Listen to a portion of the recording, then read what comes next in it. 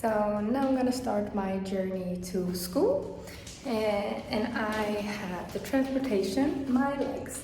So I walk to school, and because that's the nicest way for me. And so I'll just start by showing you. We also apply the theory of travel behavior. This theory shows that our traveling choices are influenced by both internal factors like personal values and motivation and external factors such as urban form, land use, and transport costs. From a psychological perspective, our decision to walk is shaped by our environmental and health values. We prefer a sustainable and active way of traveling, and walking allows us to reduce our impact on the environment while improving our well-being. After all those hills, then you kind of have to put your hair up because it's hot.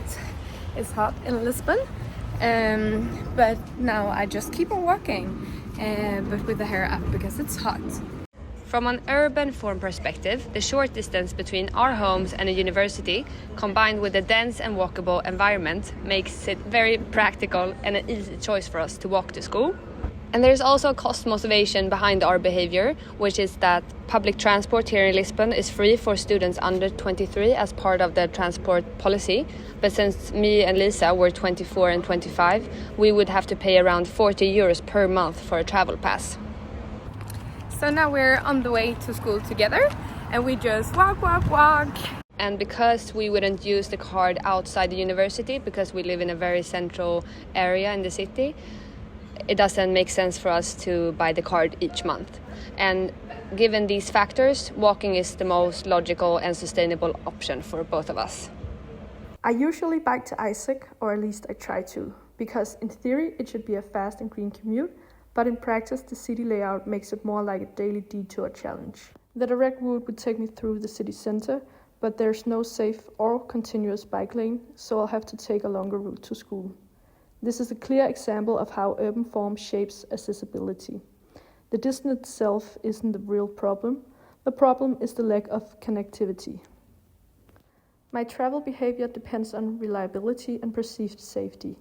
Even if the shorter routes save the total amount of kilometers I have to bicycle, the risk and stress of biking among cars up and down in Lisbon's narrow streets paved with cobblestones makes it very less attractive than the longer route. Public policy plays a big role here. If the city improved bike infrastructure or connected existing lanes, cycling would become not just possible but convenient. Until then, my commute is basically a live demonstration of inefficiency by design. My daily commute to the university starts with the metro, fast, efficient, and one of the few parts of the Lisbon's transport system that actually runs on time. In theory, I should then swap and go to the tram instead and take the tram to school, but I decide to walk. That's because the tram often gets delayed because cars and delivery trucks block the tracks.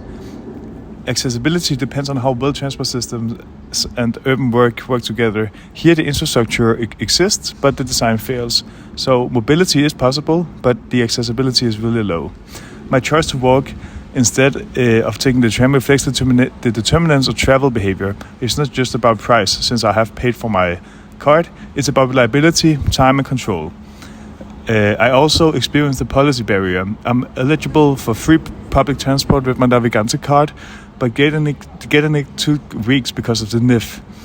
That really reduced the incentive to use public transport, and even sometimes I took an Uber instead because of the price. Finally, when cars block the tram, everyone's journey slows down. A small but clear example of transport externality. If the city improved the tram priority and restricted car access, overall efficiency would rise.